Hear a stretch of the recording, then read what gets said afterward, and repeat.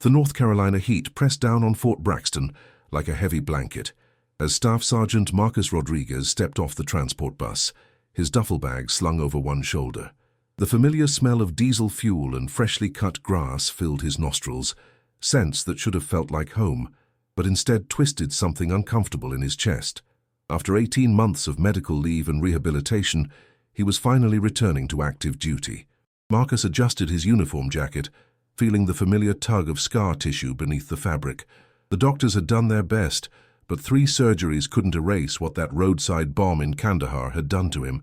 The physical wounds had healed well enough, at least the visible ones. It was everything else that still kept him awake at night. "Rodriguez!" A sharp voice cut through his thoughts.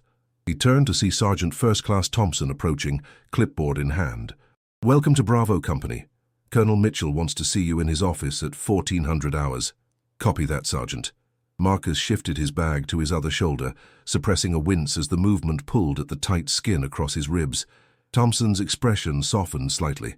"Listen, Rodriguez, I know you've been through hell, but fair warning. Colonel Mitchell runs a tight ship. He's old school, expects everyone to pull their weight. No exceptions." Marcus nodded, understanding the subtext.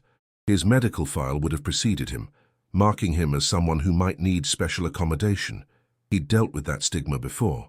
"I'm here to do my job, Sergeant. Nothing more, nothing less." The barracks were standard military issue, functional, clean, and devoid of personality.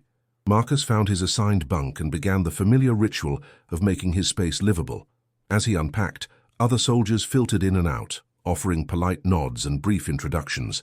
Most were young, maybe 1 or 2 deployments under their belts.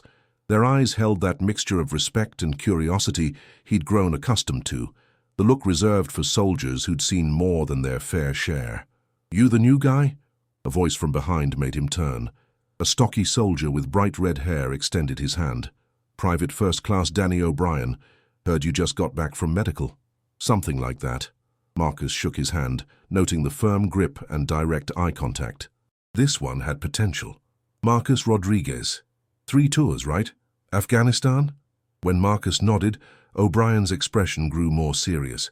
"My brother did 2 tours in Iraq.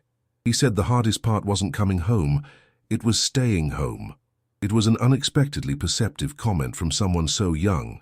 Marcus found himself studying O'Brien more carefully. "Your brother doing all right now?" "Yeah, took some time though. He works construction now, says keeping his hands busy helps." O'Brien hesitated. He also said the worst commanders were the ones who'd never been downrange, but acted like they knew everything about it. Marcus raised an eyebrow. "That a warning about Colonel Mitchell?" "Just an observation." O'Brien's grin was careful but knowing. At 13:55 hours, Marcus stood outside Colonel Mitchell's office, his uniform pressed and his bearing parade ground perfect. The secretary, a tired-looking corporal, barely glanced up as she announced his arrival over the intercom. "Send him in." Colonel James Mitchell was exactly what Marcus had expected. Crisp uniform, perfectly styled grey hair, and the kind of posture that screamed West Point. His office walls were covered with commendations, photos with dignitaries, and certificates that spoke to a career built on administration rather than combat. Mitchell didn't look up from his paperwork as Marcus entered and snapped to attention. "Staff Sergeant Rodriguez reporting as ordered, sir." "At ease." Mitchell finally looked up, his pale blue eyes conducting a thorough inspection. "Take a seat, Rodriguez. I've been reviewing your file." Marcus sat, keeping his back straight despite the familiar ache that ran from his shoulder blade to his hip. 3 tours in Afghanistan, Bronze Star, Purple Heart, Combat Infantry Badge. Mitchell's tone was neutral, professional. "Impressive record. Then 18 months of medical leave following an IED incident." "Yes, sir." "The report mentions ongoing physical therapy and psychological counseling." Mitchell leaned back in his chair. "Tell me, Rodriguez, are you ready to return to full duty, or am I going to have to make special accommodations?" The question hung in the air like a challenge. Marcus had heard variations of it a dozen times during his rehabilitation. "I'm ready to serve, sir. I wouldn't be here otherwise." "Good, because in my unit everyone pulls their weight. No exceptions. PT starts at 05:30, and I expect every soldier to meet standard. We have a reputation to maintain." "Understood, sir." Mitchell's smile was thin. "I've commanded this unit for 2 years, Rodriguez. We've won every physical fitness competition, every inspection, every evaluation. That doesn't happen by accident. It happens because I don't accept excuses. Marcus felt something cold settle in his stomach. He'd served under officers like Mitchell before, men who measured leadership by the sharpness of their creases and the volume of their voice. But he'd also served under leaders who'd earned their authority in the crucible of combat, who understood that sometimes the strongest soldiers were the ones who'd been broken and had chosen to keep fighting anyway. Is there anything else, sir? Just this. I've read about your injuries, and I sympathize. But sympathy doesn't win battles or build unit cohesion. I need soldiers who can lead by example, not excuses waiting to happen. Mitchell's gaze was steady, unblinking. Prove to me that you belong here, and we'll get along fine. Disappoint me, and you'll find yourself behind a desk pushing papers until your enlistment runs out. Marcus stood, every fiber of his being wanting to explain, to educate, to help this man understand what he was really dealing with. Instead, he simply nodded. Roger that, sir. As he left the office, Marcus caught his reflection in the polished surface of a display case. He looked every inch the soldier, squared shoulders, steady gaze, controlled movements. Nobody would guess that beneath his uniform, a network of scars told the story of an explosion that had turned two of his best friends into memories and left him fighting a war that continued long after he'd left the battlefield. Tomorrow would bring the first real test.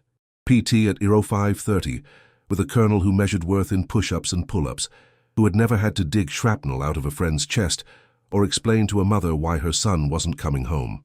Marcus adjusted his jacket one more time and headed back to the barracks. Some battles, he was learning, were fought far from any recognized war zone. The alarm clock's shrill cry pierced the pre-dawn darkness at 500 hours, though Marcus had been awake for the better part of an hour. Sleep came in fragments now, brief respites interrupted by the sound of diesel engines that weren't there, voices calling for medics that existed only in his memory, and the phantom sensation of debris raining down around him. He dressed methodically in the darkness, pulling on his PT uniform with practiced efficiency. The grey army t-shirt felt tight across his chest, the fabric stretching over the ridged landscape of scar tissue that mapped his torso like a topographical chart of survival. He'd learned to dress in the dark during his recovery, during those months when even the sight of his own reflection was too much to bear. The North Carolina morning was already thick with humidity as soldiers began emerging from the barracks, their movements sluggish with sleep. Marcus made his way to the formation area, noting the mix of ages and experience levels among his new unit. Most were young, their faces still soft with the kind of innocence that came from training exercises and peacetime deployments. A few bore the telltale signs of combat veterans, the way they held themselves, the constant awareness in their eyes, the tendency to position themselves with a clear view of all exits. "Fall in!" Sergeant First Class Thompson's voice cut through the morning stillness. Marcus found his position in the formation, automatically adjusting his stance to mirror those around him. The familiar ritual of military bearing took hold, feet at shoulder width, hands cupped at his sides, eyes forward. It was muscle memory, as ingrained as breathing. Colonel Mitchell emerged from the headquarters building at precisely 5:30, his PT uniform as crisp as his duty uniform had been the day before. He moved with the confident stride of a man who had never questioned his authority or his place in the military hierarchy. "Good morning, Bravo Company." "Good morning, sir." The response echoed across the formation, though Marcus noted it lacked the sharp enthusiasm he'd heard from units fresh from deployment. "Today we begin with a diagnostic PT test. I want to see where everyone stands." Mitchell's gaze swept the formation, lingering momentarily on Marcus. "Standards are non-negotiable in my unit. 2 minutes of push-ups, 2 minutes of sit-ups, followed by a 2-mile run. Minimum passing scores are posted on the board. Anything less than that, and you'll find yourself on remedial PT until you meet standard." Marcus felt the familiar tightness in his chest that had nothing to do with physical exertion. His last official PT test had been 18 months ago, 3 days before the IED that had turned his world inside out. The medical evaluations during his recovery had focused on functionality rather than performance. Could he lift his arms overhead? Could he twist his torso? Could he run without his reconstructed shoulder separating?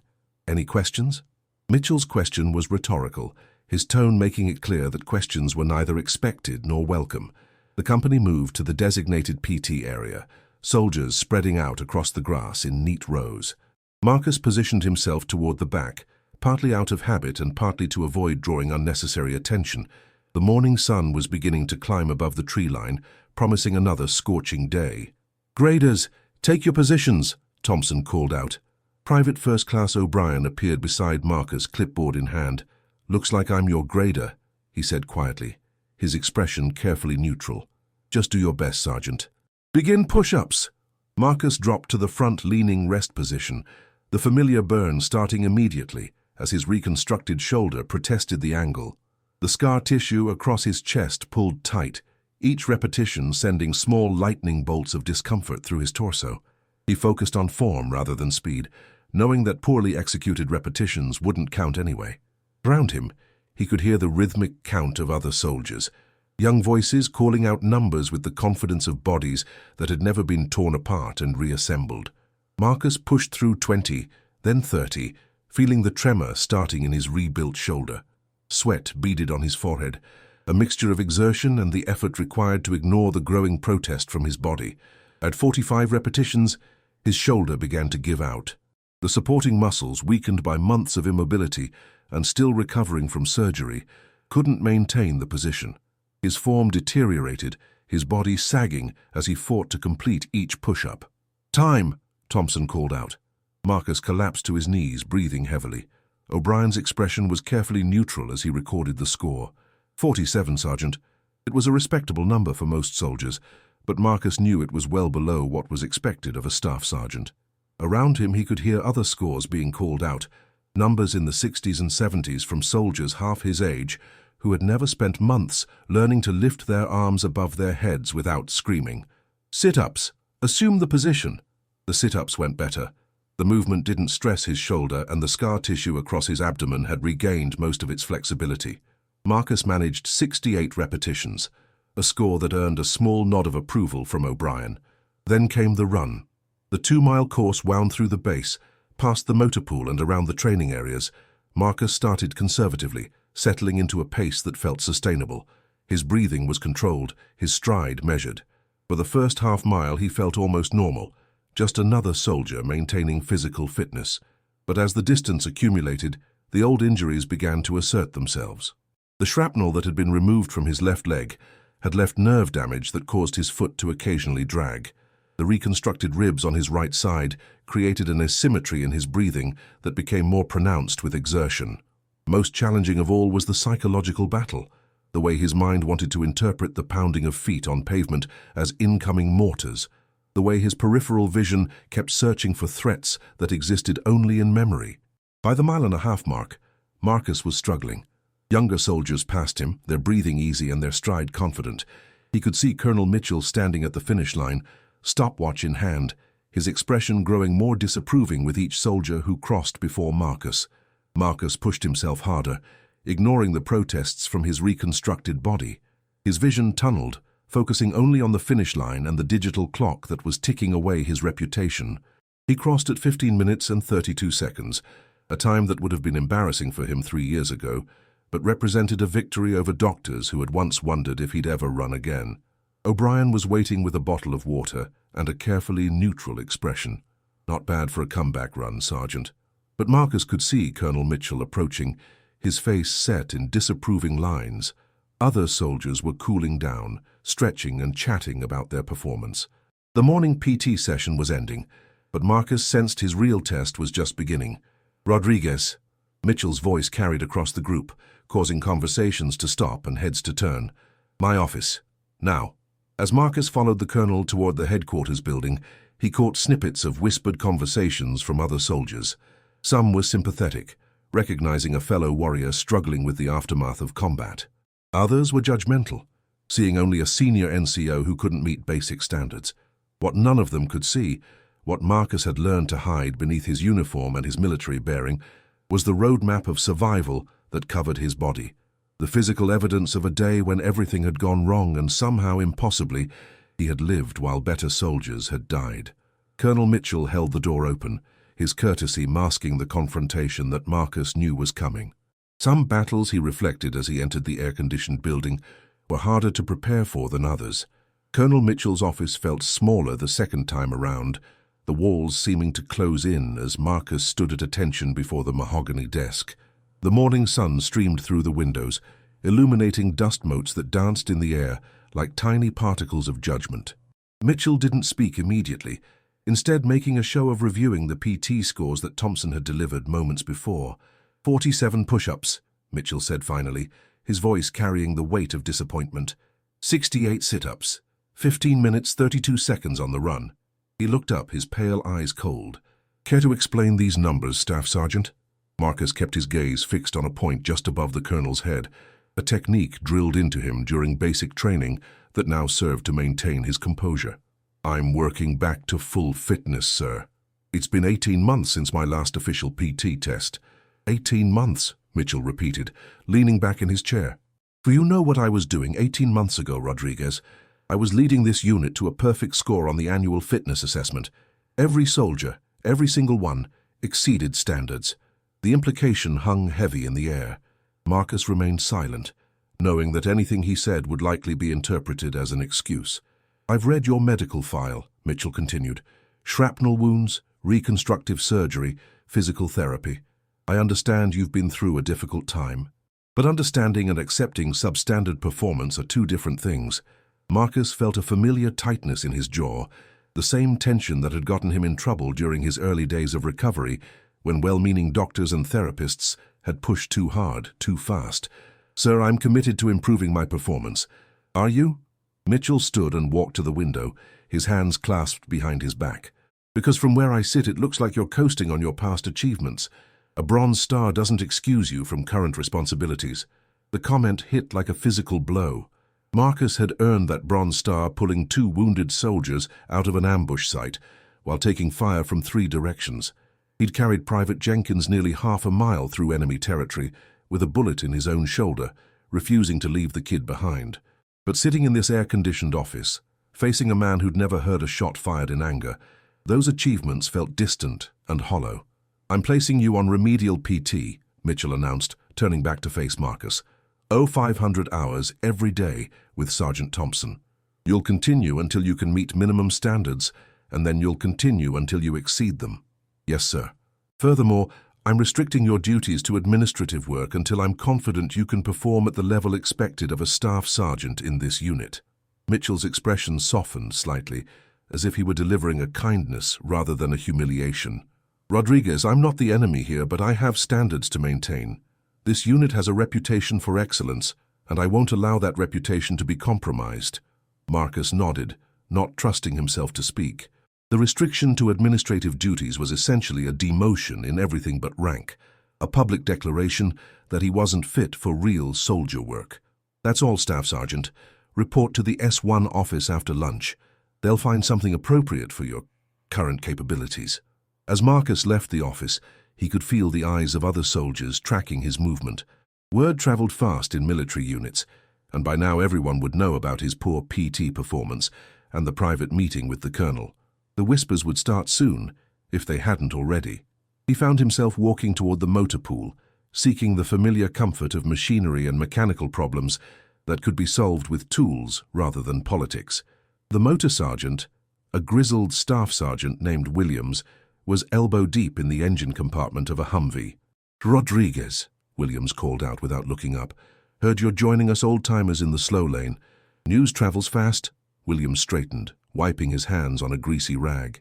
He was perhaps 50, with the weathered look of a soldier who'd spent more time maintaining vehicles than marching in formation. Mitchell's got a bug up his ass about fitness scores. Last year, he had a sergeant first class transferred out because the guy couldn't max his run time.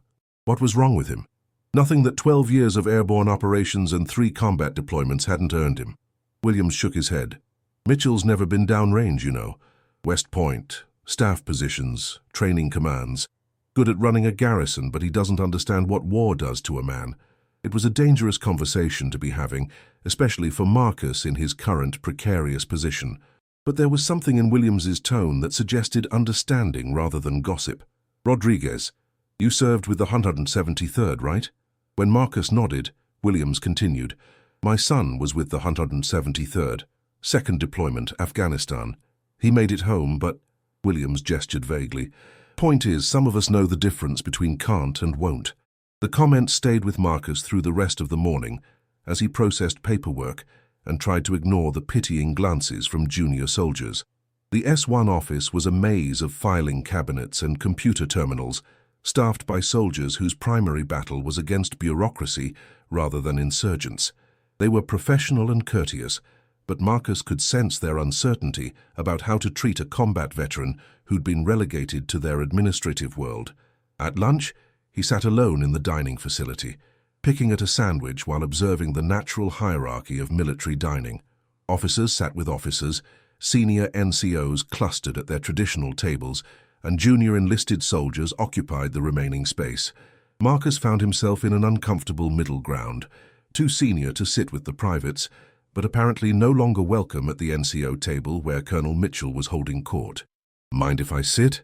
Private First Class O'Brien appeared with his tray, not waiting for an answer before taking the seat across from Marcus. "Shouldn't you be sitting with your peers?" Marcus asked, though he was grateful for the company. "Probably, but I figured you might want someone to talk to who isn't measuring your worth by how fast you can run 2 miles. O'Brien took a bite of his sandwich. "Besides, I've got a question." Marcus raised an eyebrow. "My brother, the one I mentioned yesterday? He said the hardest part of coming home wasn't the nightmares or the guilt or even the physical stuff. It was people treating him like he was broken when he knew he was just different." O'Brien leaned forward slightly. "Is that what this is about?" It was a perceptive question from someone barely old enough to drink legally. Marcus studied O'Brien's face, seeing genuine curiosity rather than pity or judgment. "Your brother sounds like a smart man." "He is. He also said the soldiers who'd been through hell were usually the ones he'd want beside him when things got bad again." O'Brien glanced toward the officers' table, where Colonel Mitchell was gesturing emphatically about something. "Just saying." As lunch ended and soldiers began filtering back to their duties, Marcus felt a small measure of hope. Not everyone in this unit was ready to write him off based on one poor PT test. Some soldiers, it seemed, still understood that strength came in many forms, and that sometimes the most valuable warriors were the ones who'd been tested in ways that couldn't be measured by a stopwatch or a scorecard. But as he walked back toward the S1 office, and another afternoon of administrative tedium, Marcus knew that Colonel Mitchell's opinion was the only one that truly mattered. And changing that opinion would require more than just improving his PT scores. It would require showing the colonel something that couldn't be taught in any military academy or learned from any regulation. It would require showing him what courage really looked like. 3 weeks of remedial PT had taken their toll on Marcus in ways that went beyond physical exhaustion. Each morning at 0500, while the rest of Bravo Company slept, he reported to Sergeant First Class Thompson for an extra hour of push-ups, sit-ups, and running that left his reconstructed body screaming in protest. His scores had improved marginally, 52 push-ups, 71 sit-ups, and a run time that had dropped to just over 15 minutes, but not enough to satisfy Colonel Mitchell's standards. The administrative work was its own form of torture. Marcus spent his days processing leave forms and updating personnel records, while listening to other soldiers discuss training exercises and deployment preparations. He'd become a spectator to military life rather than a participant, watching from behind a desk as his peers prepared for the kind of missions he'd once led. The isolation was the worst part. Military units were built on shared hardship and mutual respect, bonds forged through training and strengthened by common purpose. But Marcus found himself increasingly separated from those bonds, marked as someone who couldn't meet the standard, couldn't pull his weight, couldn't be trusted with real responsibility. It was during the 4th week that everything came to a head. The morning PT session had been particularly brutal. Thompson, following Colonel Mitchell's orders, had pushed the remedial group through an extended workout that left Marcus's shoulder throbbing and his leg threatening to give out entirely. As the session ended and soldiers began dispersing to shower and change, Mitchell appeared on the PT field. "Rodriguez!" His voice carried across the area like a whip crack. "Front and center!" Marcus jogged over, his gait slightly uneven from the morning's exertion. Around them, other soldiers slowed their departure, sensing drama in the colonel's tone. "Sir, I've been reviewing your progress reports." Mitchell held up a clipboard, his expression thunderous. 3 weeks of remedial PT, and you're still barely scraping minimum standards. Your run time has improved by 30 seconds. 30 seconds, Rodriguez." The public nature of the confrontation was calculated and deliberate. Marcus could feel the eyes of the entire company upon him. Junior soldiers who looked to senior NCOs for leadership and inspiration, now watching one of those NCOs being dressed down like a recruit. "I'm working hard, sir. The physical therapist says my progress is—" "I don't want to hear about your physical therapist." Mitchell's voice rose, carrying across the PT field. "I want to hear about results. You're a staff sergeant in the United States Army, not a patient in a rehabilitation clinic." Private First Class O'Brien had stopped near the edge of the crowd, his face flushed with anger at the public humiliation of a soldier he'd come to respect. Sergeant Williams from the motor pool was there too, along with a dozen other soldiers who'd served long enough to understand what they were witnessing. "Sir, if I could just what? Just make more excuses." Mitchell stepped closer, his voice dropping to a harsh whisper that somehow carried further than his shouting. "You know what I think, Rodriguez. I think you're milking this injury situation for all it's worth. I think you've gotten comfortable being treated like a victim instead of a soldier." The words hit Marcus like physical blows. Around them, the gathered soldiers shifted uncomfortably, recognizing that they were witnessing something that went beyond normal military discipline. "I think you've forgotten what it means to be a warrior," Mitchell continued, his voice gaining volume again. "I think you've let one bad day define you instead of overcoming it like a real soldier would." Something inside Marcus snapped, not the explosive anger that had gotten him in trouble during his early recovery, but something colder and more focused. He looked around at the faces surrounding them, soldiers who deserved better leadership than what they were witnessing, who deserved to understand the difference between strength and cruelty. "One bad day." Marcus's voice was quiet, controlled, but it carried clearly in the morning air. "Is that what you think this is about, sir?" "Rodriguez, I'm warning you." "No, sir. I think you need to understand exactly what you're talking about." Marcus began unbuttoning his PT shirt, his movements deliberate and methodical. "You want to know about that one bad day? Let me show you." "What are you doing?" Mitchell's voice had lost its authoritative edge, replaced by uncertainty. Marcus pulled the grey army t-shirt over his head, revealing the roadmap of scars that covered his torso. The morning sun illuminated every ridge of raised tissue, every line where surgeons had worked to piece him back together. The largest scar ran from just below his left armpit to his right hip, a jagged reminder of the shrapnel that had nearly cut him in half. Smaller scars dotted his chest and shoulders, like a constellation of violence. The crowd of soldiers fell silent. Even Colonel Mitchell stopped talking, his face going pale as he took in the extent of Marcus's injuries. "This scar," Marcus pointed to the longest one, "is from a piece of our own Humvee that went through my chest when the IED went off. The doctors said it missed my heart by 2 inches. His voice remained steady, matter-of-fact. "This one is from shrapnel that punctured my lung. I was drowning in my own blood while I tried to pull Staff Sergeant Morrison out of the wreckage." He turned slightly, revealing more scarring across his back. "These are from the burns when the fuel tank caught fire. I was still trying to get to Private Jenkins when the ammunition started cooking off." The silence stretched across the PT field like a physical weight. Marcus could see recognition dawning in the faces around him, not pity, but understanding. These were soldiers who knew the weight of sacrifice, who understood that courage wasn't measured by how fast you could run or how many push-ups you could do. "I stayed conscious long enough to see the medevac helicopter land," Marcus continued, his voice never wavering, "long enough to know that Morrison and Jenkins didn't make it. They were better soldiers than I'll ever be, sir. Faster, stronger, braver. But they died that day and I lived." He picked up his t-shirt but didn't put it back on, letting the evidence of his sacrifice speak for itself. "So when you ask me about one bad day, Colonel, understand that I carry that day with me every single morning when I wake up, every night when I try to sleep, and every time I look in the mirror. Those men died protecting soldiers like the ones standing around us right now. They died doing their duty, without complaint, without recognition, without anyone questioning their commitment or their courage." Colonel Mitchell's face had gone from pale to grey. Around them, the gathered soldiers stood in respectful silence, many of them looking at their commanding officer with expressions that ranged from disappointment to disgust. "I may not be able to max my PT test anymore," Marcus said, finally putting his shirt back on. "My shoulder may not work the way it used to, and my leg may never be the same. But I'm here, sir. I'm still serving. I'm still trying to be the kind of soldier that Morrison and Jenkins died believing I was." He stood at attention, his bearing perfect despite everything. "If that's not good enough for your unit, then I accept whatever consequences you think are appropriate. But don't you ever call my service into question again." The morning air seemed to vibrate with tension as Marcus waited for Mitchell's response. Around them, the soldiers of Bravo Company waited too, understanding that they were witnessing a moment that would define their unit's character for years to come. Colonel Mitchell opened his mouth as if to speak, then closed it again. His gaze traveled across the scars that were still visible through Marcus's t-shirt, across the faces of his soldiers, and finally back to Marcus himself. For the first time since Marcus had met him, Colonel James Mitchell looked like a man who didn't know what to say. The silence on the PT field stretched for what felt like an eternity before Colonel Mitchell finally found his voice.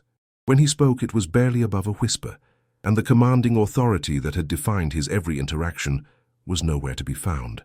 "Dismissed," he said, his eyes still fixed on Marcus. "Everyone dismissed." The gathered soldiers began to disperse slowly, reluctantly, many of them casting backward glances at the scene they'd just witnessed. Private First Class O'Brien lingered near the edge of the group until Sergeant Thompson motioned for him to move along. As the crowd thinned, Marcus remained at attention, waiting for whatever would come next. Colonel Mitchell ran a hand through his perfectly styled hair, disrupting its military precision for the first time since Marcus had known him. "Staff Sergeant Rodriguez," he began, then stopped.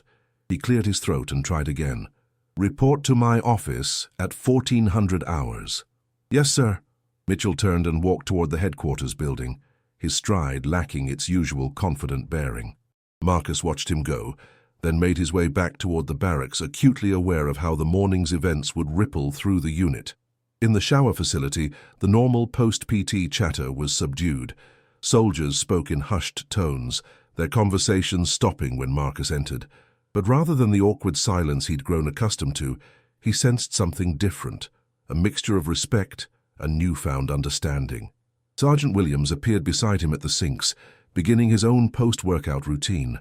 "Hell of a thing," the older NCO said quietly, not looking directly at Marcus. "Been in this man's army for 23 years, and I've never seen anything like that." Marcus focused on his reflection in the mirror, noting how the morning's confrontation had left him looking somehow both exhausted and relieved. Wasn't planning on it. Sometimes the best leadership moments aren't planned. Williams splashed water on his face. "My boy called last night. Said he's thinking about re-enlisting. First time he's mentioned staying in since he got back from Afghanistan." The comment seemed unrelated to the morning's events, but Marcus understood the connection. In the complex ecosystem of military units, leadership wasn't just about rank or position, it was about example, about showing soldiers what it meant to serve with honor, even when that service came with a cost. By lunch, word of the confrontation had spread throughout the base. Marcus found himself the center of attention in a way that made him deeply uncomfortable. Soldiers he'd never met nodded respectfully as he passed. A few approached him directly, sharing brief words of support or their own stories of struggle and recovery. But it was the reaction of his own unit that mattered most. When Marcus entered the dining facility, the usual segregation of the NCO table had dissolved. Soldiers from across the rank spectrum had clustered together, their conversation focused and intense. They looked up as he approached, and Private First Class O'Brien gestured to an empty chair. "Sergeant Rodriguez," O'Brien said formally, "would you join us?" Marcus hesitated, aware that sitting down would represent a shift in the unit's dynamics that went far beyond personal relationships. These soldiers had witnessed their colonel humiliate a wounded warrior, and they'd seen that warrior stand his ground with dignity and courage. How he handled this moment would influence how they viewed not just him, but leadership itself. He sat down. "Sergeant," a young specialist named Carter spoke up, "my grandfather was in Vietnam. He never talked about it much, but he had scars too. Different kind, but—" Carter struggled for words. He said the hardest battles were the ones nobody could see. Murmurs of agreement rippled around the table. Marcus found himself looking into faces that showed not pity, but recognition. These soldiers were beginning to understand that strength came in many forms, and that sometimes the strongest among them were those who continued to serve despite carrying invisible wounds. "Look," Marcus said finally, "what happened this morning? That's not how things should work. You don't air personal business in public, and you don't use your injuries to make a point. I lost my temper, and that's on me." "With respect, Sergeant," said a corporal named Davis, who'd been quiet until now, "I don't think you lost your temper. I think you showed us what real leadership looks like." The comment sparked a round of nods and verbal agreement that made Marcus uncomfortable. The last thing he wanted was to become a symbol of resistance against military authority or to undermine the chain of command that was essential to unit cohesion.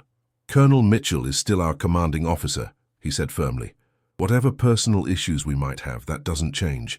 This unit succeeds or fails based on how well we work together, not on how we settle individual differences." It was a careful balance, acknowledging the morning's events while reinforcing the importance of military discipline and unity. The soldiers around the table understood the message, even if some of them clearly disagreed with the sentiment. As lunch ended and soldiers began returning to their duties, Marcus found himself walking alongside Sergeant First Class Thompson. The senior NCO had been quiet during the meal, his expression thoughtful. "Rodriguez," Thompson said as they reached the headquarters building, "I've been thinking about something." Marcus waited. "I've been running remedial PT for 12 years, worked with soldiers who were lazy, soldiers who were injured, soldiers who just couldn't meet the standard for whatever reason." Thompson stopped walking and faced Marcus directly. "You know what I've never seen before? A soldier who showed up every morning, gave everything he had, and never once complained about the pain." The observation hit Marcus harder than any criticism could have. Thompson was a career soldier, someone who'd made his reputation by helping struggling soldiers find their way back to standard. His recognition of Marcus's effort carried weight that went beyond personal opinion. "Thompson," Marcus said, "I appreciate that, but no, let me finish." The sergeant's expression was serious. "What I saw this morning wasn't just about scars or injuries, or even about standing up to the colonel. What I saw was a soldier who refused to quit, who kept fighting even when the fight looked different than it used to." Thompson glanced toward the colonel's office window. "Some people need to learn the difference between leading and bullying. Maybe today was a start." At 1400 hours, Marcus knocked on Colonel Mitchell's door with the same precision he'd shown during their first meeting, but everything else about the situation had changed. The colonel who opened the door looked older somehow, less certain of his authority and his place in the military hierarchy. "Come in, Rodriguez. Close the door behind you." Mitchell's office felt different too. The awards and certificates on the walls seemed less impressive, more like decorations than evidence of meaningful achievement. The colonel moved to his desk but didn't sit down, instead leaning against it with his arms crossed. "I owe you an apology," he said without preamble. Marcus stood at attention, unsure how to respond to such an unexpected opening. "I was out of line this morning. Way out of line." Mitchell's voice carried a weariness that Marcus had never heard before. "I made assumptions about you, about your commitment, about your character. I was wrong." The admission hung in the air between them, unprecedented in Marcus's experience with the colonel. "Sir, I also overstepped." "No." Mitchell held up a hand. "No, you didn't. You did exactly what a good soldier should do when faced with injustice. You stood your ground, maintained your dignity, and educated someone who badly needed education." Mitchell moved to the window, looking out at the base where soldiers were going about their daily duties. "I've been commanding for 8 years, Rodriguez. I've prided myself on running tight units, maintaining high standards, achieving measurable results. But I've never commanded soldiers who'd seen real combat, never had to balance peacetime standards with wartime realities." Marcus remained silent, sensing that the colonel needed to work through his thoughts without interruption. "Those scars," Mitchell continued, still facing the window, "they tell a story I've never experienced. They represent sacrifice I've never made, courage I've never had to summon. And instead of recognizing that, I treated them as weakness." The colonel turned back to face Marcus, his expression raw with an emotion that might have been shame. "I called you a victim instead of recognizing you as a survivor. I questioned your courage instead of learning from it, and I did it all in front of soldiers who needed to see something better from their commanding officer." Marcus felt the rigid military bearing that had sustained him through the morning's confrontation beginning to soften. This wasn't the conversation he'd expected, and it certainly wasn't the Colonel Mitchell he thought he knew. "Sir, we all make mistakes. The measure of a leader, Mitchell interrupted, "is how he responds when he realizes he's been wrong. And I've been wrong about a lot of things. Colonel Mitchell walked around his desk and sat down heavily, gesturing for Marcus to take the chair across from him. It was the first time the colonel had offered him a seat during any of their meetings, a small gesture that carried significant weight in the context of military hierarchy. Rodriguez, I need to tell you something, and I need you to understand that what I'm about to say doesn't leave this room. Marcus nodded, recognizing the gravity in the colonel's tone. I've never been deployed, never been in combat.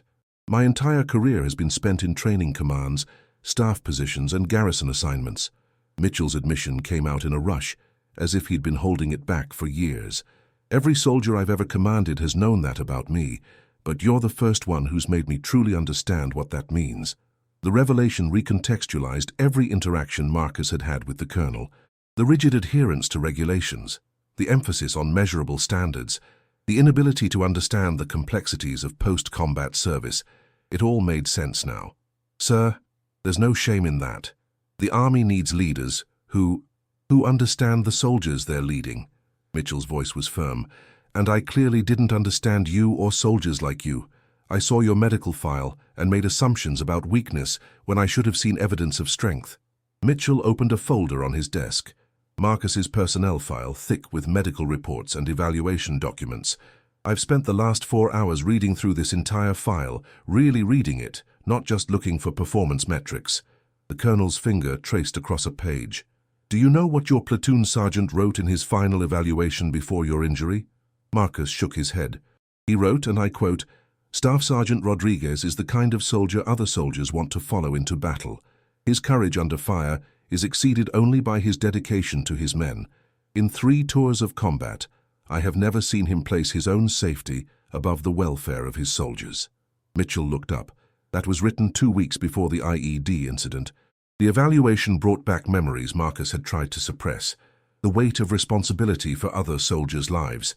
The constant awareness that his decisions could mean the difference between his men coming home or coming home in boxes. Your company commander wrote something similar, Mitchell continued, and your battalion commander, and the officer who recommended you for the Bronze Star. He closed the file. 11 different evaluations, all saying essentially the same thing, that you're exactly the kind of soldier this army needs. Marcus shifted in his chair, uncomfortable with the praise but beginning to understand where the conversation was heading. I let peacetime metrics blind me to wartime realities, Mitchell said. I focused on your PT scores instead of your character, your limitations instead of your capabilities, your struggles instead of your service. The colonel stood and moved to the window again, but this time his posture was less defensive, more contemplative. This morning, when you showed those scars to the entire company, you taught me more about leadership than I learned in 4 years at West Point. Mitchell's voice carried a new quality, humility mixed with genuine respect. You showed me what it means to sacrifice for others, what it costs to serve with honor, and what real strength looks like when it's tested by circumstances I've never faced. Marcus felt something shifting inside him, a loosening of the tension and resentment he'd carried since returning to active duty. This wasn't the conversation he'd expected, but it was perhaps the one he'd needed without knowing it. Sir, if I may ask, why are you telling me this? Mitchell turned back to face him. Because I want to offer you a choice, and I want you to make that choice with full understanding of where it comes from. The colonel returned to his desk and pulled out a new set of orders. Option 1. I can have you transferred to another unit, one where your combat experience and leadership abilities will be properly valued.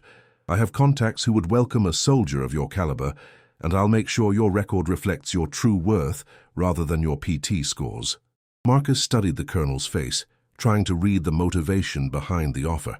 Option 2, Mitchell continued, you stay here, and we work together to build the kind of unit that deserves soldiers like you. I learned from your experience. You help me understand how to properly lead combat veterans, and we create an environment where service is measured by more than just physical fitness scores. The choice was more complex than it first appeared. Option 1 offered escape from the humiliation and frustration of the past month, a chance to serve in an environment where his experience would be immediately valued.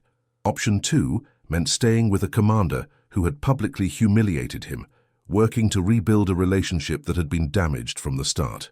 But as Marcus considered his response, he thought about the soldiers he'd sat with at lunch. Young men and women who were still learning what it meant to serve, still forming their understanding of leadership and sacrifice. They'd witnessed the morning's confrontation, seen both the worst and best of military leadership in the span of a few minutes. "Sir," Marcus said finally, "may I speak freely?" "I wish you would." Those soldiers out there, O'Brien, Carter, Davis, all of them, they're watching how this plays out. They saw you make a mistake this morning, but more importantly, they're seeing how you handled that mistake. If I transfer out, they learn that when things get difficult, people leave. If I stay and we work through this, they learn that good leaders can grow, that units can improve, and that sometimes the hardest battles are won by choosing to stay and fight rather than running away.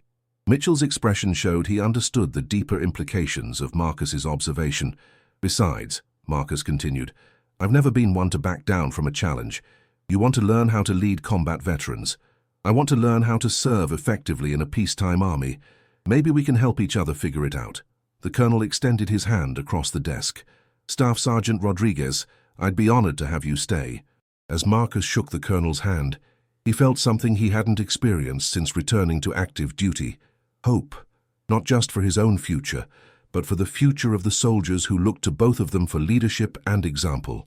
"One condition, sir," Marcus said. "No more remedial PT. My scores are what they are, and they're going to improve gradually as my body continues to heal. But I won't be treated like a broken soldier who needs fixing." "Agreed, but I do have a request." Marcus raised an eyebrow. "I want you to help me design a new PT program for the unit, something that challenges everyone to improve while recognizing that soldiers bring different strengths and face different obstacles." Mitchell's expression was earnest. "I want to build a unit that's strong not because everyone can run the same time, but because everyone contributes their best to the team." It was an innovative idea, one that challenged traditional military thinking about fitness and performance, but it was also exactly the kind of leadership evolution that Marcus had hoped to see. "I can work with that, sir." As Marcus left the colonel's office that afternoon, he noticed soldiers watching him with a different kind of attention than before. The morning's confrontation had changed something fundamental in the unit's dynamics, but the afternoon's conversation had changed something even more important: the relationship between a commander and his soldiers. The real test would come in the days and weeks ahead, as both Marcus and Colonel Mitchell worked to translate their new understanding into practical leadership. But for the first time since returning to Fort Braxton, Marcus felt like he was exactly where he belonged. 2 weeks after the confrontation on the PT field, Bravo Company looked different. The change wasn't visible in any official capacity.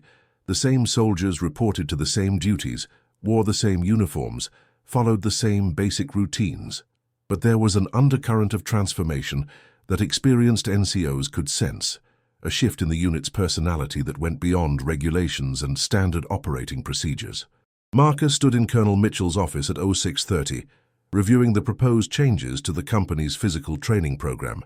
The early morning meeting had become routine, a collaboration that would have been unthinkable just weeks earlier. The colonel sat across from him, reading glasses perched on his nose as he studied the detailed plan they'd developed together. "Adaptive PT groups," Mitchell murmured, tracing his finger down the page. "Explain this section to me again." "Instead of one-size-fits-all training, we organize soldiers based on their individual needs and capabilities," Marcus explained. "Group 1 is for soldiers working through injuries or physical limitations. They focus on functional fitness and gradual improvement. Group 2 is standard PT for soldiers meeting basic requirements. Group 3 is for soldiers who want to exceed standards and compete at higher levels." Mitchell nodded slowly. "And the key is that assignment to groups is based on medical reality, not performance shame." "Exactly. A soldier in Group 1 isn't a failure. They're working within their current capabilities to maintain and improve their fitness. The goal is progress, not comparison." It was a radical departure from traditional military PT, but Mitchell had surprised Marcus with his willingness to challenge conventional thinking. The colonel had spent the past 2 weeks studying adaptive fitness programs, consulting with medical professionals, and researching successful implementations at other installations. "What about unit cohesion?" Mitchell asked. "Traditional PT builds team unity through shared suffering." Marcus had anticipated this concern. "Shared purpose builds stronger teams than shared suffering, sir. When soldiers see their leadership adapting to meet individual needs while maintaining overall standards, They understand that the unit values them as people, not just as performance metrics. A knock on the door interrupted their discussion. Sergeant First Class Thompson entered, carrying a clipboard and wearing an expression that mixed curiosity with skepticism. "Sir, the company is formed for PT. They're asking about the new program." Mitchell looked at Marcus, who nodded. "Time to find out if this works in practice." The three men walked to the PT field together, where 120 soldiers stood in formation, their conversations creating a low buzz of anticipation. Word of the new PT program had spread through the unit, generating reactions that ranged from excitement to confusion to outright skepticism. "Good morning, Bravo Company." Mitchell's voice carried across the field. "Good morning, sir. Today we begin implementing a new approach to physical training, one designed around a simple principle. Every soldier has value, and every soldier deserves training that helps them reach their potential." Mitchell's tone was confident, authoritative, but Marcus noted a warmth that hadn't been there during his early interactions with the colonel. "Staff Sergeant Rodriguez will explain how this works." Marcus stepped forward, acutely aware that many of these soldiers had witnessed his lowest moment and were now watching to see if his ideas would work any better than his PT scores. "The new program recognizes that soldiers bring different strengths, face different challenges, and serve the unit in different ways," he began. "Group assignments are made in consultation with medical personnel and are based on current capability, not permanent labels. Soldiers can move between groups as their fitness improves or circumstances change." Private First Class O'Brien raised his hand. "Sergeant, does this mean some soldiers don't have to work as hard?" It was exactly the question Marcus had expected, the one that would determine whether the program succeeded or failed in the court of soldier opinion. "No, Private. It means every soldier works as hard as they can within their current capabilities. A soldier recovering from injury who completes every exercise in Group 1 is working just as hard as a soldier maxing the PT test in Group 3. Different doesn't mean easier." Sergeant Williams stepped forward. "How do we prevent soldiers from gaming the system, claiming limitations they don't have?" Mitchell answered this one. "Medical oversight and regular reassessment. But more importantly, we're building a culture where soldiers want to improve, where progress is recognized regardless of starting point, and where gaming the system means letting down teammates who depend on you." The questions continued for another 10 minutes, covering logistics, fairness, and implementation details. Marcus found himself impressed by the thoughtfulness of the inquiries and the genuine desire to understand, rather than simply comply. Finally, Thompson called out the group assignments. Marcus noted with satisfaction that the distribution was roughly what they'd projected, about 20 soldiers in Group 1, 80 in Group 2, and 20 in Group 3. More importantly, the assignments crossed rank lines, with senior NCOs in each group based on their individual circumstances rather than their position in the hierarchy. As the groups dispersed to their designated training areas, Marcus found himself leading Group 1, soldiers dealing with injuries, age-related limitations, or other factors that required modified training. The group included a staff sergeant recovering from knee surgery, a sergeant with chronic back problems from repeated deployments, several soldiers working through various injuries, and a handful of older NCOs whose bodies bore the accumulated wear of military service. "All right, listen up," Marcus said as his group gathered in a circle. "We're not the leftovers or the broken toys. We're soldiers who are working within our current capabilities to maintain and improve our fitness. Our job is to show the rest of the company that adaptation is strength, not weakness." Staff Sergeant Jennifer Hayes, the soldier recovering from knee surgery, raised her hand. "Sergeant Rodriguez, I appreciate what you're trying to do, but how do we avoid being seen as the remedial group?" It was a legitimate concern, one that went to the heart of military culture and the stigma associated with any form of modified duty. "By being the most professional, most dedicated, most supportive group on this PT field," Marcus replied. "By helping each other improve, by celebrating progress regardless of how small, and by proving that determination matters more than raw ability." The first Group 1 workout was deliberately designed to be challenging within each soldier's limitations. Marcus led them through functional movements, stretching routines, modified strength exercises, and low-impact cardio work. The pace was steady, the expectations clear, and the atmosphere supportive rather than competitive.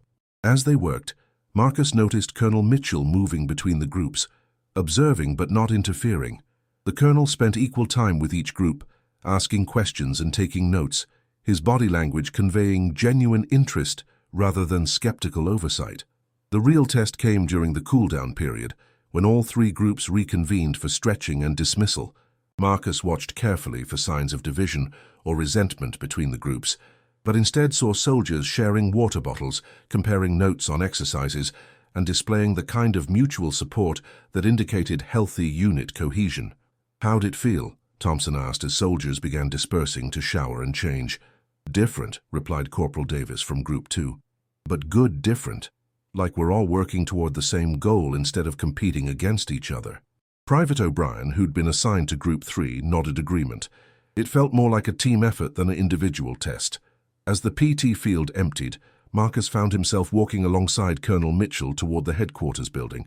The colonel was quiet, thoughtful, processing what he'd observed during the morning's session. "Initial assessment?" Marcus asked. "Promising, but the real test will be how it affects unit performance over time." Mitchell paused. "I have to admit, Rodriguez, watching you lead that group this morning, that was leadership. Not the kind they teach at the academy, but the kind that actually matters." The comment reflected how much both men had changed since their first confrontational meeting. Mitchell was learning to recognize different forms of leadership, while Marcus was discovering that his combat experience could translate into peacetime mentoring in ways he hadn't expected. "Sir, can I ask you something?" Mitchell nodded. "What changed your mind? I mean, really changed it? It wasn't just seeing the scars." The colonel was quiet for several steps before answering. "It was watching how the soldiers reacted to you that morning.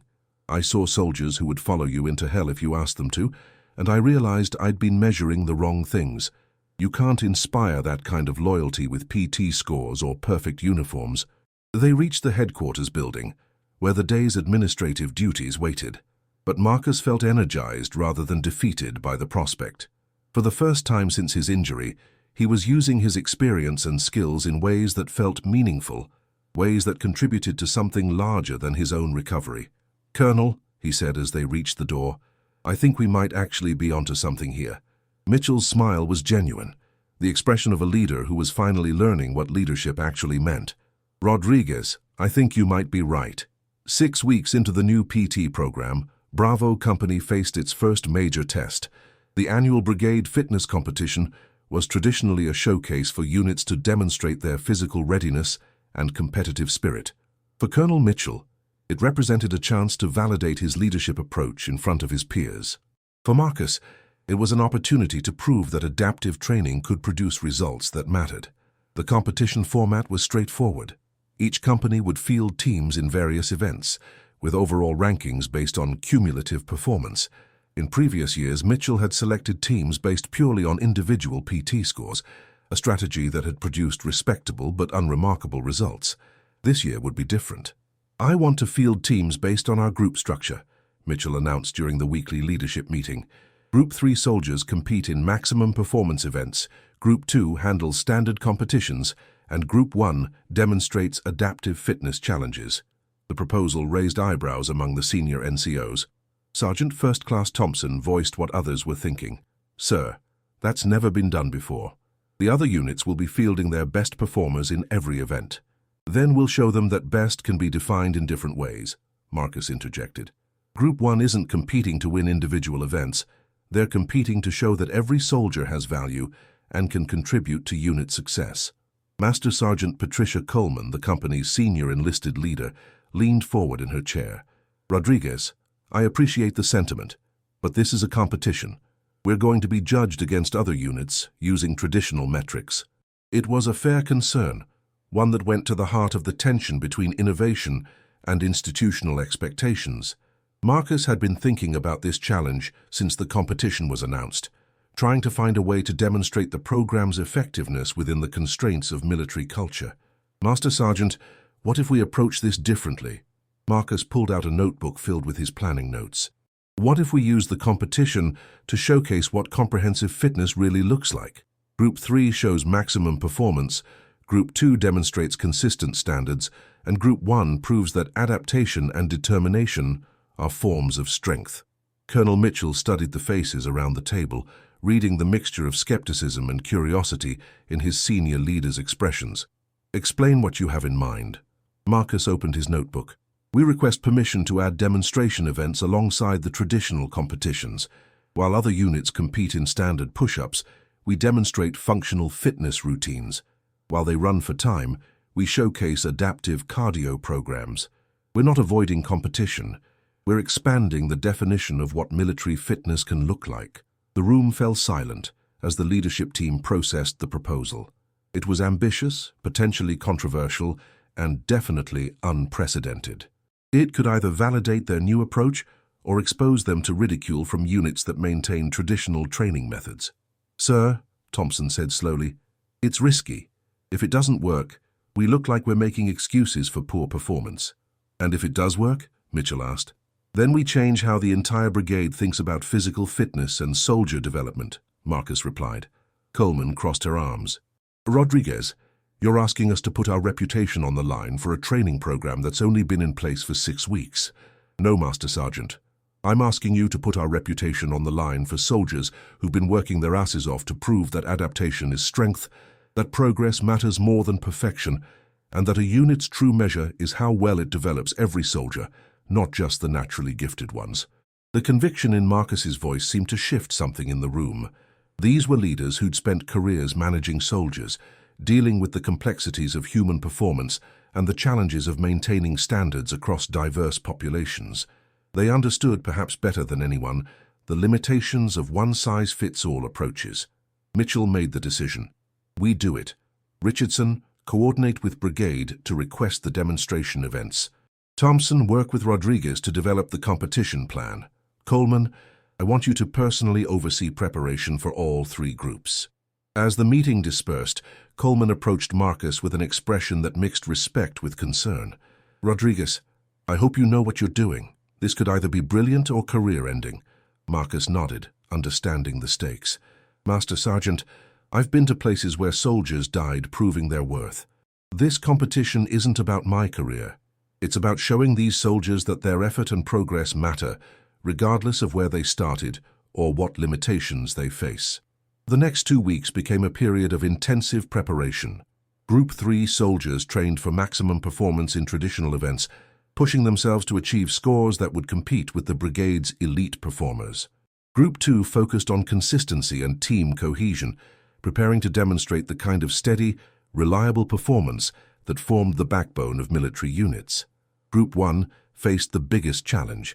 They would be performing in front of soldiers and leaders who might not understand the significance of their achievements, demonstrating forms of fitness that didn't translate easily to scorecards or rankings. Marcus worked closely with each Group 1 soldier to develop routines that showcased their individual progress and capabilities. Staff Sergeant Hayes, still recovering from knee surgery, would demonstrate adaptive strength exercises that maintained upper body fitness while protecting her healing joint. Sergeant Williams would show functional fitness routines designed for older soldiers dealing with the accumulated wear of military service. "The key," Marcus explained during one of their preparation sessions, "is to show confidence and professionalism. You're not demonstrating your limitations. You're demonstrating your ability to adapt, overcome, and continue serving effectively."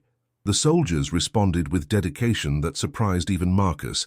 They understood that they were representing more than just themselves or even their unit. They were representing every soldier who'd ever been told they weren't good enough, every warrior who'd been reduced to their lowest score, every service member who'd had to find new ways to serve after circumstances changed their capabilities. Private First Class O'Brien, despite being in Group 3, spent his free time helping Group 1 soldiers perfect their routines. "My brother would want to see this," he told Marcus. "He'd want to know that the Army is finally figuring out that heroes come in different packages."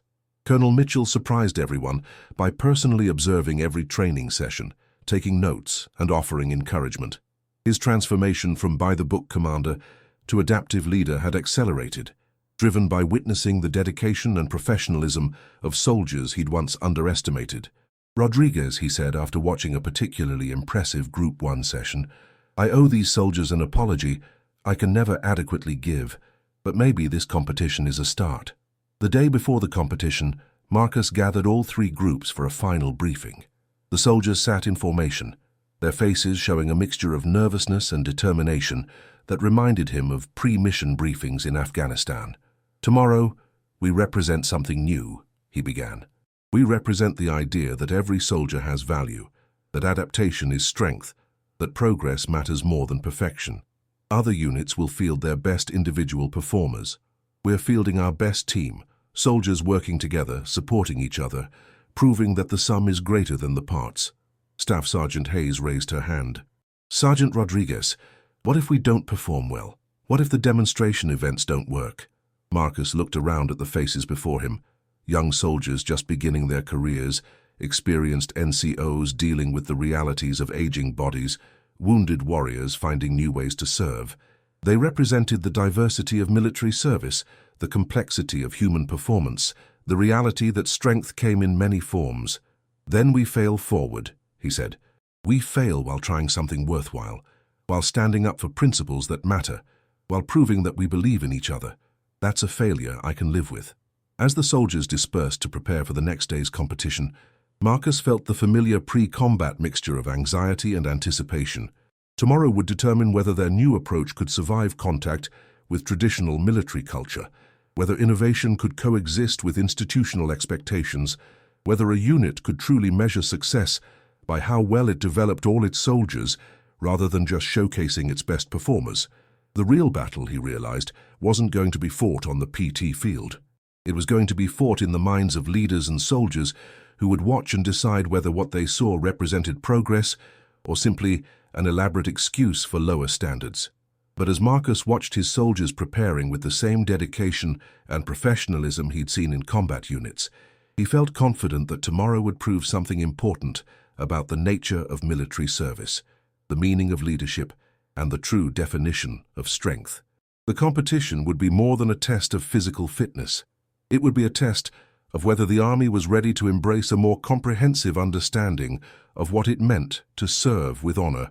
The morning of the brigade fitness competition dawned clear and humid, typical North Carolina weather that would test endurance as much as any designed exercise. Marcus arrived at the competition site at 500, 2 hours before the official start time, needing the quiet moments to center himself before what would either validate or devastate months of work.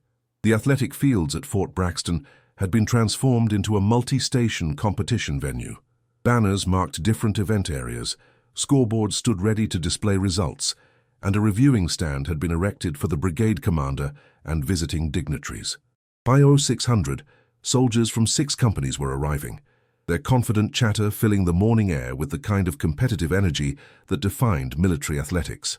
Colonel Mitchell appeared beside Marcus as he watched the other units warming up. The colonel's usually perfect uniform showed signs of the early hour, a slightly wrinkled sleeve, shoes that hadn't received their normal high-gloss polish, but his expression was calm, determined. "Second thoughts?" Mitchell asked quietly. Marcus watched a group of soldiers from Alpha Company executing flawless synchronized push-ups, their movements precise and powerful. "About the demonstration events?" "No, sir. About whether we're ready to prove our point every damn minute." "Good. Confidence without concern leads to complacency." Mitchell adjusted his cap. "Rodriguez, regardless of what happens today, this unit is stronger than it was 3 months ago. That's worth something." At 0630, Bravo Company arrived in formation, their bearing sharp despite the early hour. Marcus noted with pride that all 3 groups looked equally professional, equally prepared.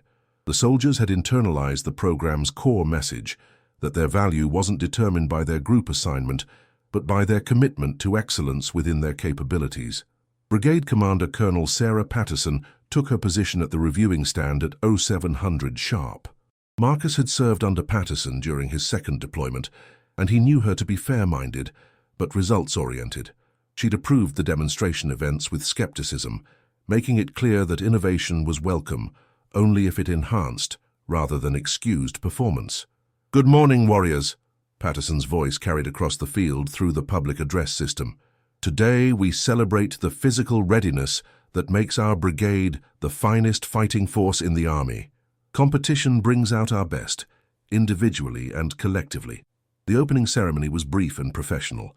As unit commanders reported their companies present, Marcus felt the familiar pre-combat heightening of awareness, the sharpening of focus that preceded moments of truth. The competition format alternated traditional events with Bravo Company's demonstration segments. This scheduling, designed to maintain flow and interest, meant that their innovative approach would be continuously compared with conventional performance throughout the morning. The first event was push-ups, with each company fielding their strongest performers. Alpha Company's representative knocked out 82 perfect repetitions, followed by Charlie Company's 79 and Delta Company's 75. When Bravo Company's Group 3 soldier, Specialist Morrison, achieved 77 push-ups, the crowd's response was polite but unremarkable. Then came Bravo Company's first demonstration. Marcus stepped to the center of the competition area, his voice carrying clearly through the wireless microphone. "Brigade Commander, distinguished guests, fellow soldiers, Bravo Company requests permission to demonstrate adaptive fitness training." Patterson nodded from the reviewing stand. Permission granted. Staff Sergeant Hayes moved to the demonstration area, her movements confident despite the modified brace on her left knee. She began a routine of upper body exercises that maintained military bearing while accommodating her injury, modified push-ups that emphasized chest and shoulder development, pull-ups using specialized grips that reduced knee strain, and core strengthening movements that showcased functional fitness. The crowd's initial murmur of confusion gradually quieted as Hayes' professionalism became apparent. Her movements were precise, controlled, clearly the result of dedicated training. More importantly, her bearing conveyed the unmistakable confidence of a soldier who knew her worth wasn't diminished by her limitations. Staff Sergeant Hayes is recovering from knee surgery sustained during airborne training, Marcus explained to the crowd. Rather than accepting reduced fitness, she's adapted her training to maintain and improve her capabilities while protecting her healing injury. This is what adaptive strength looks like. As Hayes completed her routine, scattered applause began from various sections of the crowd. It wasn't the enthusiastic response reserved for maximum performance, but it carried something different: recognition, respect, understanding. The pattern continued through the morning. Traditional events showcased raw performance, while Bravo Company's demonstrations revealed different forms of military fitness. Sergeant Williams, the 49-year-old motor sergeant, demonstrated functional exercises designed for soldiers dealing with the accumulated wear of long military careers. A team of Group 1 soldiers performed synchronized routines that emphasized teamwork and mutual support over individual achievement. By mid-morning, Marcus could sense a shift in the crowd's attention. Soldiers and leaders from other units had begun gathering closer to the demonstration area, their conversations more engaged, their questions more thoughtful. The turning point came during the cardiovascular event. Traditional companies ran the standard 2-mile course, with times ranging from 12:30 to 14:45, respectable scores that reflected solid training and competitive preparation. Bravo Company's Group 3 soldiers ran competitively, posting times that placed them solidly in the middle of the pack, but their demonstration event told a different story. Marcus had organized a relay that included all 3 groups, each segment designed to showcase different aspects of fitness and teamwork. Group 3 soldiers handled the speed segments, Group 2 maintained steady paces through middle distances, and Group 1 completed functional movement courses that emphasized endurance and adaptation. The relay wasn't about time, it was about cohesion, mutual support, and comprehensive fitness. As soldiers from different groups passed batons, encouraged teammates, and celebrated each other's achievements, something remarkable happened. The crowd began cheering. Not the polite applause reserved for demonstration events, but genuine, enthusiastic support for what they were witnessing. Soldiers from other companies found themselves rooting for Bravo Company's relay team, caught up in the obvious camaraderie and mutual respect displayed by soldiers who clearly believed in each other. When the relay concluded, the applause was sustained and heartfelt. Marcus saw Colonel Patterson making notes, her expression thoughtful rather than skeptical. Other unit commanders were having animated discussions with their senior NCOs, pointing toward Bravo Company's soldiers and asking questions. The final event was the Team Challenge, a series of obstacle courses and problem-solving exercises designed to test unit cohesion under pressure. Each company fielded teams of 12 soldiers, selected to represent their unit's capabilities and leadership. Bravo Company's team included soldiers from all 3 groups, a decision that had raised eyebrows during the planning phase. Other companies fielded their most physically capable soldiers, betting on raw performance to overcome any teamwork deficiencies. The first obstacle required teams to move heavy equipment across varied terrain while maintaining communication and coordination. Alpha Company's team attacked the challenge with aggressive speed, their physical strength evident, but their coordination occasionally lacking. Charlie and Delta Companies showed solid performance, methodical approaches that reflected good training and preparation. Bravo Company's approach was different. Group 3 soldiers handled the heaviest lifting. Group 2 maintained coordination and communication, while Group 1 soldiers managed logistics and provided strategic oversight. Rather than relying on individual excellence, they functioned as an integrated system, each element contributing according to its capabilities. The crowd grew quieter as Bravo Company's teamwork became apparent. Their progress was steady rather than spectacular, but it was relentless. While other teams dealt with breakdowns in communication or coordination, Bravo Company maintained consistent performance throughout the challenge. When the final scores were announced, Bravo Company placed third overall in traditional events, a solid performance that reflected good training and preparation. But their demonstration events had accomplished something more significant than winning competitions. Colonel Patterson took the microphone for closing remarks, her expression thoughtful as she surveyed the assembled soldiers. "Today I've witnessed outstanding physical performance, the kind of fitness readiness that defines our brigade," she began. "But I've also witnessed something that might be even more valuable: innovation, adaptation, and the kind of inclusive excellence that brings out the best in every soldier." Her gaze found Bravo Company's formation. One unit today chose to demonstrate that strength comes in many forms, that adaptation is not weakness, and that true unit cohesion means developing every soldier's potential rather than simply showcasing the naturally gifted. The crowd's attention focused on Bravo Company, but Marcus noted that the response wasn't pitying or patronizing. It was the recognition that their approach represented something authentic and valuable. "The demonstration events will be reviewed for possible inclusion in future competitions," Patterson continued. "Not because we're lowering standards, but because we may need to expand our definition of what military excellence looks like." As the competition concluded and units began departing, soldiers from other companies approached Bravo Company members with questions about their training program. Marcus overheard conversations about adaptation strategies, functional fitness, and inclusive team building that suggested the demonstration had planted seeds that might grow beyond this single event. Colonel Mitchell appeared beside Marcus as they watched their soldiers interact with competitors from other units, sharing techniques and perspectives with the natural professionalism that defined good soldiers, regardless of their background or capabilities. "Think it worked?" Mitchell asked. Marcus watched Staff Sergeant Hayes explaining adaptive exercises to a group of NCOs from Charlie Company, her confidence and expertise evident in every gesture. He saw soldiers from all three groups being treated as equals by their peers, valued for their contributions rather than defined by their limitations. "Sir," Marcus replied, "I think we've started something that's bigger than just our unit." 6 months after the brigade competition, Marcus stood in the same spot on Fort Braxton's PT field where Colonel Mitchell had once humiliated him in front of the entire company.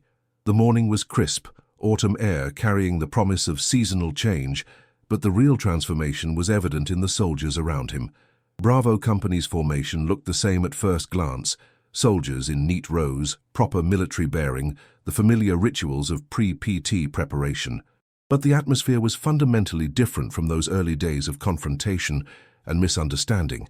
"Fall in for adaptive PT," Sergeant First Class Thompson's voice carried across the field, using terminology that had become standard throughout the brigade.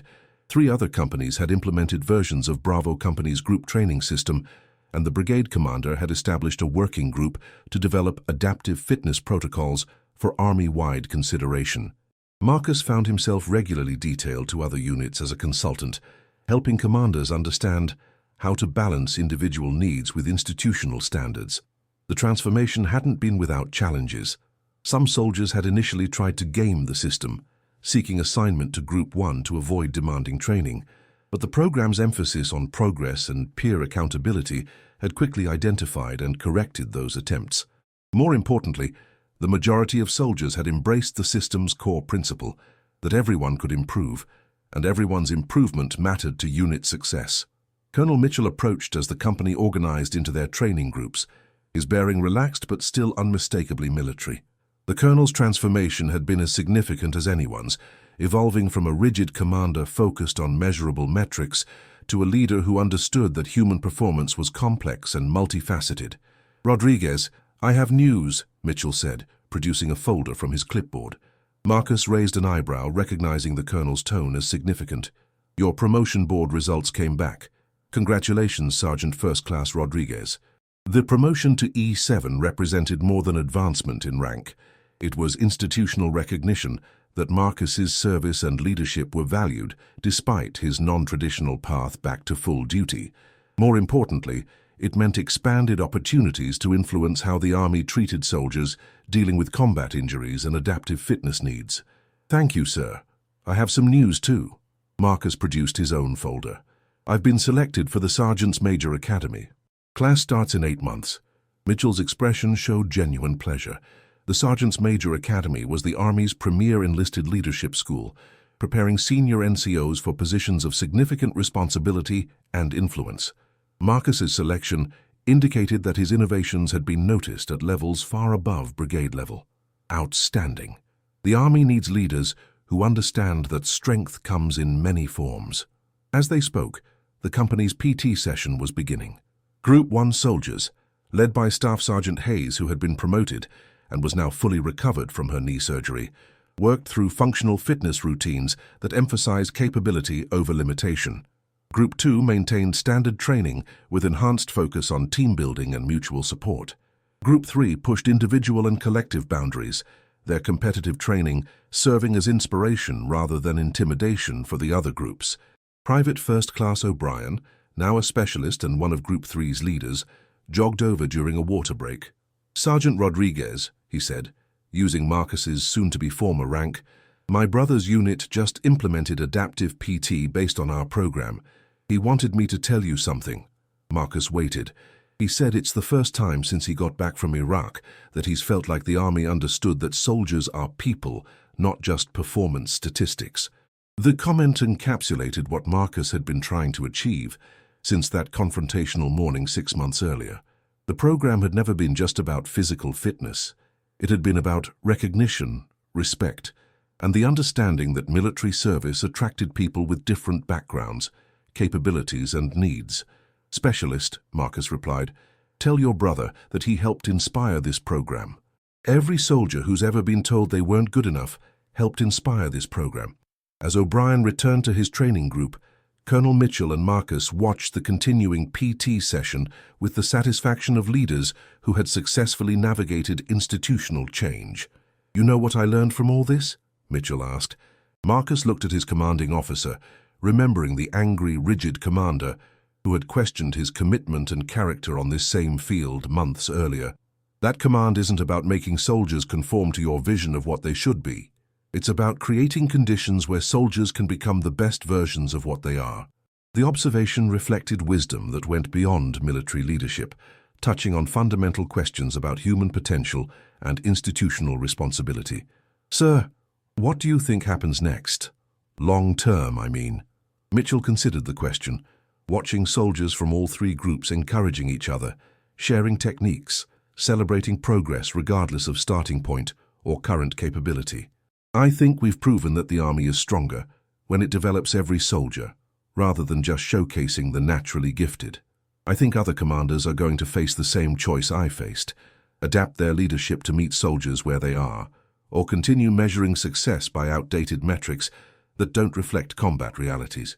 A year later, Marcus stood in a different formation at a different base, wearing the chevrons of a Sergeant First Class and preparing to address a group of senior NCOs attending a leadership seminar. His audience included Command Sergeants Major, First Sergeants, and senior staff NCOs from across the Army, leaders who would influence how hundreds of thousands of soldiers experienced military service. His presentation topic was Adaptive Leadership, Meeting Soldiers Where They Are, and it drew from the experiences and lessons learned during his journey from wounded warrior to recognized expert in soldier development. "Leadership," Marcus began, looking out at faces that showed the same mixture of skepticism and curiosity he'd encountered throughout his career, "isn't about making soldiers meet your standards. It's about creating standards that bring out the best in every soldier. He clicked to his first slide, which showed a photo of Bravo Company during their final PT formation under Colonel Mitchell's command. The image captured soldiers from all three groups standing together, their bearing professional, their expressions confident. This company included soldiers recovering from combat injuries, soldiers dealing with age-related limitations, soldiers working through personal challenges, and soldiers performing at elite levels. Traditional leadership would have seen this diversity as a problem to be solved. Adaptive leadership recognizes it as strength to be developed. The questions that followed were thoughtful and challenging, reflecting the audience's professional interest in practical solutions to complex leadership challenges. Marcus found himself drawing not just on his experience with adaptive PT, but on lessons learned during combat, recovery, and the sometimes painful process of redefining his own identity as a soldier. After the presentation, a command sergeant major approached him with a familiar question. "Sergeant First Class Rodriguez, this all sounds good in theory, but how do you maintain standards while accommodating individual limitations?"